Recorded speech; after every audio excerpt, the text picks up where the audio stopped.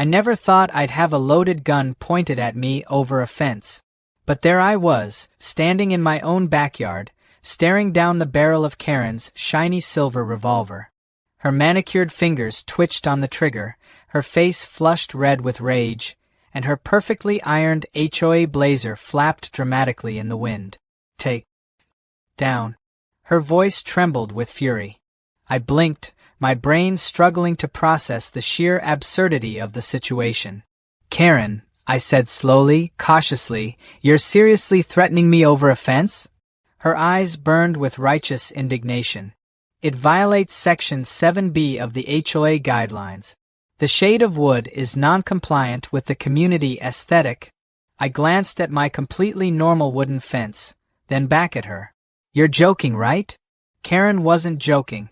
A bead of sweat trickled down my forehead as I weighed my options. Call the cops? Try to de-escalate? Or just accept that suburban warfare was now a part of my life? But before I could move, a voice shouted from across the yard. "Karen, put the gun down." Mr. Thompson, my 80-year-old neighbor, stood on his porch, clutching a garden hose like it was a weapon. His wife clutched her pearls dramatically, as if preparing to faint. A few other neighbors peeked over their fences, their smartphones already recording. Karen turned toward them, her face twisting in annoyance. "Mind your business, Howard." That was when she made her first mistake. She took her eyes off me. I didn't hesitate. I lunged. One panicked scream later, Karen was flat on her back in my flower bed, her gun spinning out of reach like a dropped spoon. Dandelion petals floated through the air as she flailed, shrieking something about lawsuits and trespassing. And that, ladies and gentlemen, is how Karen from the HOA became a viral sensation. But let's rewind, because this wasn't just about a fence. Oh no, this was personal. It all started 2 weeks earlier when I decided to replace my backyard fence. The old one was falling apart, barely holding itself up like a drunk college student after finals. I had checked the HOA guidelines twice to make sure my new fence was compliant. Same height, same style, same boring shade of brown. It was a perfectly normal fence. But Karen? Karen had other ideas. The first time she showed up at my door, it was a Sunday morning. I had barely taken a sip of my coffee when the doom knocking began. You know the type. Rapid, aggressive, let me in or else knocking. I opened the door to find Karen standing there in her signature power stance, clipboard in hand, her oversized sunglasses reflecting the sheer disappointment she had in my existence. "Morning," I said, still groggy. "Violation notice," she said, shoving a stapled packet into my chest. "Your fence is unauthorized." I flipped through the paperwork. "Karen, I literally followed the HOA guidelines. It's the exact same fence as before." She scoffed. "That's where you're wrong." She flipped to page 7, section B, clause whatever, and pointed aggressively. "Your fence is 2 inches higher than regulation." I squinted. 2 inches? Karen, come on. Who's measuring this? The FBI. "Rules are rules," she snapped. "Tear it down or I'll report you to the HOA board." I sighed, pinching the bridge of my nose. "Karen, I am the HOA board." Her eye twitched. "You see, last year I had accidentally gotten myself elected to the HOA board after a very poorly attended community vote. The only reason I ran was because the previous president, Mr. Jenkins, stepped down after a scandalous dispute over flamingo lawn ornament. Apparently, the Great Flamingo Uprising of 2023 had left the community divided, and somehow, I ended up in charge. Karen, however, had been gunning for that position for years, and now she was out for blood. For the next week, Karen went on a full-blown crusade against my fence. First, she sent anonymous complaints to the HOA board, which, again, was me. Then, she printed flyers warning the neighborhood about unsanctioned property modifications. She even staged a fake protest in front of my house, complete with 3 of her yoga buddies holding signs that said, "Down with the fence," and NOTO noncompliance. The final straw came when I caught her measuring my fence at 3 a.m. with a flashlight and a tape measure. That was when I knew this wasn't just about HOA rules. This was war. So, I did what any reasonable person would do. I fought back. I dug through the actual HOA regulations and found a loophole. Turns out, fences built before 2018 were grandfathered into the rules regardless of height. My old fence? Built in 2017. My new fence? Built on the exact same foundation. Meaning? Karen had no case. So, naturally, I filed a counter-complaint against her for harassment. Did she take it well? Not all. 2 days later, I was in my backyard, admiring my legally compliant, totally normal, completely justified fence, when I heard the sound of heels stomping on gravel. I turned around, and there she was, Karen, holding a gun. For a second, my brain refused to believe it. Was this a prop? A BB gun? Some kind of insane HOA performance art? Nope. She cocked it. That was when my entire life flashed before my eyes. Every bad decision, every time I hit remind me later on an update, every moment that had led me to this. All over. A fence. And yet, in the middle of the absolute insanity, a single thought crossed my mind. At least now I have enough evidence to finally get her kicked out of the HOA. And then? Well, you already know what happened. I tackled her. The neighbors witnessed everything. The cops were called. And just like that, Karen's reign of terror was about to come to a very dramatic end. The police arrived within minutes, sirens blaring through the quiet suburban neighborhood, shattering the illusion of peaceful HOA harmony. Karen, still sprawled in my flower bed, was shrieking something about me being the real criminal. A crowd had gathered, phones pointed like paparazzi at a scandalous red carpet event. Somewhere in the distance, I could hear Mrs. Thompson whispering, "Oh, this is better than my soaps." 2 officers stepped out of the squad car, looking equal parts amused and annoyed. One of them, Officer Daniels, a guy I'd seen at the local coffee shop more times than I could count, took one look at Karen, the gun, and the growing number of witnesses and sighed like a man who just realized he was about to fill out way too much paperwork. "Sir," he said, addressing me, "can you explain what happened here?" Before I could open my mouth, Karen launched into an Oscar-worthy monologue.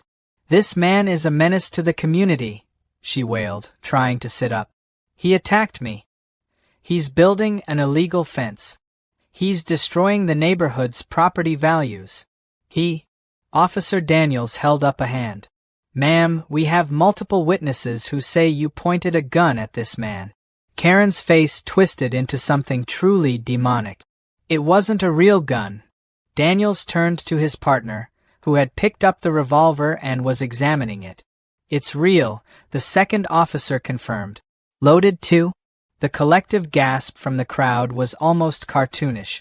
Karen, realizing that her brilliant "it's not a real gun" defense had just crumbled like an overcooked cookie, immediately switched tactic. "I was defending myself," she shrieked. He lunged at me first. I was standing in my own backyard," I pointed out, gesturing to my totally unthreatening stance. "I was just looking at my fence."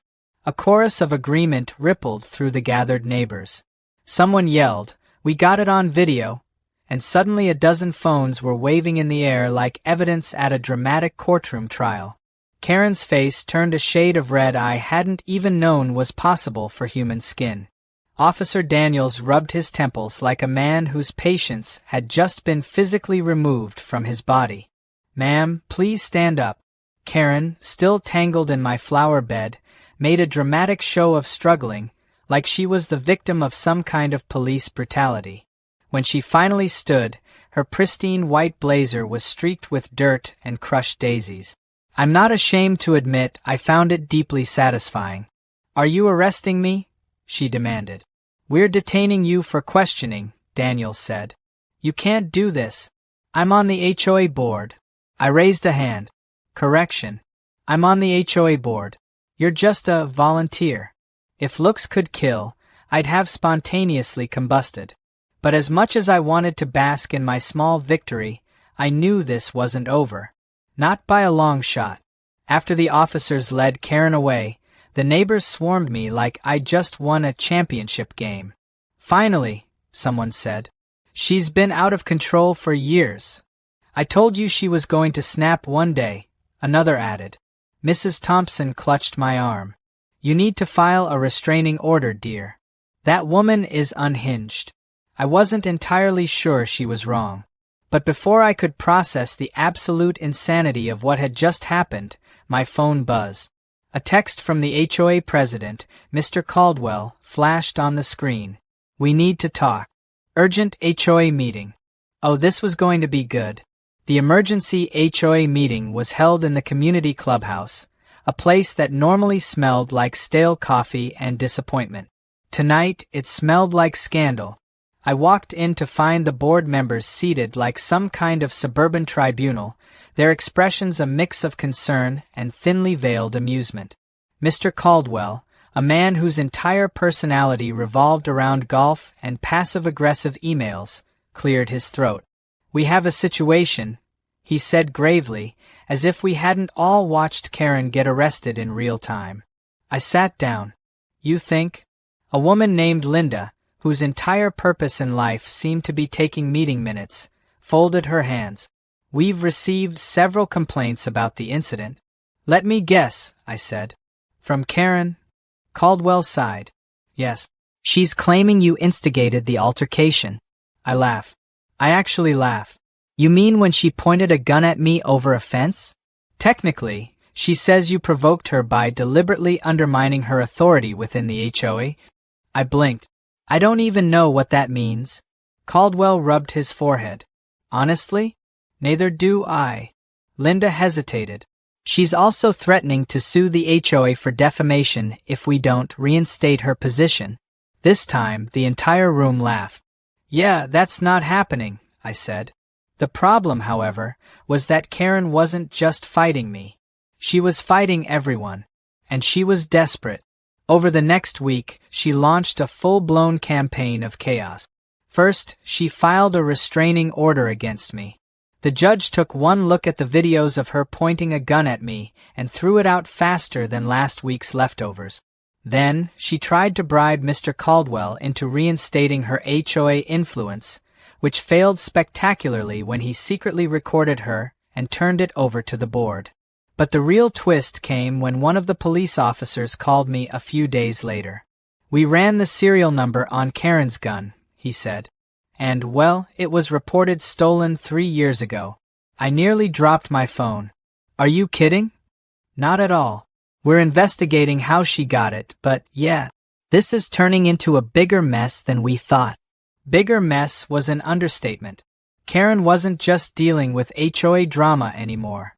She was about to face actual legal trouble. And for the first time since this entire fiasco started, I realized something. This wasn't just about offense. Karen wasn't just an overzealous HOA busybody. She was hiding something.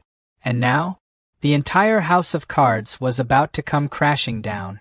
Karen's downfall wasn't immediate, but it was spectacular. It started with a slow unraveling, like a sweater with a loose thread that just wouldn't stop pulling. The moment the police confirmed that her gun was stolen, the situation went from suburban HOA drama to full-blown criminal investigation. It turned out Karen had a lot more skeletons in her closet than just being a power-hungry neighborhood tyrant. The neighborhood buzzed with theories. Some thought she had ties to some underground crime ring. Others were convinced she had been smuggling exotic birds and just happened to have a stolen gun on the side. I personally leaned toward the theory that Karen had simply pissed off the wrong people, and the stolen gun was just the beginning of her misfortunes. Whatever the truth was, the cops weren't letting it go. I kept my distance, watching as Karen's reign over the HOA crumbled day by day. First, she was officially removed from all HOA activities, meaning she could no longer stalk people over grass length or fine someone for having a mailbox that was slightly too festive. That alone felt like a neighborhood holiday. Then, she lost her volunteer position at the community center, mostly because parents didn't love the idea of their kids being around someone who had recently brandished a firearm over a fence dispute. But the real moment of poetic justice came when she was served actual charges. The stolen gun issue meant she wasn't just dealing with a slap on the wrist. She was facing potential felony charges for possession of stolen property, reckless endangerment, and threatening a neighbor. If that wasn't satisfying enough, the local news caught wind of the story, and soon, Karen's name was making headlines in the most humiliating way possible. HOA leader arrested in fence feud gone wrong flashed across news sites, complete with an unflattering mugshot of Karen that somehow made her look both enraged and constipated at the same time. She tried to fight back. She filed a counterclaim, accusing me of harassment, destruction of property, and, my personal favorite, leading an anti-Karen conspiracy within the HOA. It was a real claim. She actually wrote that. In legal documents, it didn't go well for her. Not only did the judge dismiss her claims outright, but the HOA itself started investigating her past behavior, and that was where things really started getting interesting. As it turned out, Karen had a long history of questionable actions within the HOA. She had been pocketing small HOA fees, issuing bogus violation fines, and even manipulating board votes to push her own agenda. The $50 fines for minor infractions? Turns out, Karen had been keeping a portion of them for herself. The sudden disappearances of community improvement funds? Karen. The mysteriously denied requests for home renovations, except for the ones she personally approved for her friends? Also Karen. When Caldwell, the HOA president, presented the findings at a community meeting, the reaction was nothing short of explosive. People were furious. Residents who had been forced to paint their houses twice to meet arbitrary color requirements? Furious. The guy who had been fined for having a basketball hoop in his driveway for more than 24 hours? Furious. The woman who had to remove her garden gnome collection because it didn't fit the HOA aesthetic? Extremely furious. Karen had spent years making everyone's lives miserable, and now, she was about to face the consequences. She didn't go down quietly. Oh no. Karen tried to spin it as a political attack, claiming she was the victim of a neighborhood-wide conspiracy. She sent a 12-page email to the entire community, ranting about corruption at the highest levels and how she had been unjustly persecuted by people who don't appreciate true order. By that point, though, no one cared. The final straw came when her own lawyer quit on her, reportedly because she refused to take legal advice and insisted on representing herself. She lost the case. Not only was she fined for misusing HOA funds, but she was also permanently banned from ever holding any community leadership positions again. And then, because karma wasn't quite done with her, Karen's own house went up for sale. At first, people thought she was moving voluntarily, maybe to escape the embarrassment of being the HOA's biggest failure. But no, Karen had no choice. She had been evicted from the HOA itself. In a turn of events that even I couldn't have predicted, the entire HOA board voted to revoke her community privileges, meaning she could no longer legally live in the neighborhood. The sight of Karen's moving trucks was glorious. She tried to hold her head high, but it was hard to look dignified while being forced to pack up her overly coordinated yard decorations under the watchful, gleeful eyes of her former victims. The best part? After she left, the HOA decided to review and revise the rules she had spent years enforcing. And the first rule to go? The ridiculous fence restrictions. At the next board meeting, Caldwell, now in full damage control mode, proposed an update to the regulations that allowed homeowners more freedom in fence design, color, and height. In other words, after all of Karen's screaming, threatening, and complete meltdown, the HOA decided to let people build fences however they wanted. I built mine the very next day. 6 feet tall, sturdy, beautifully stained, and, just for fun, I added a little sign on it that read, "This fence is dedicated to Karen. May she find peace in her new neighborhood, far, far away from this one." The neighborhood loved it. As for Karen? Well, last I heard, she had moved to another HOA community a few towns over. Rumor had it she was already causing problems with her new neighbors. Some people never learn. But at least now, she was someone else's problem.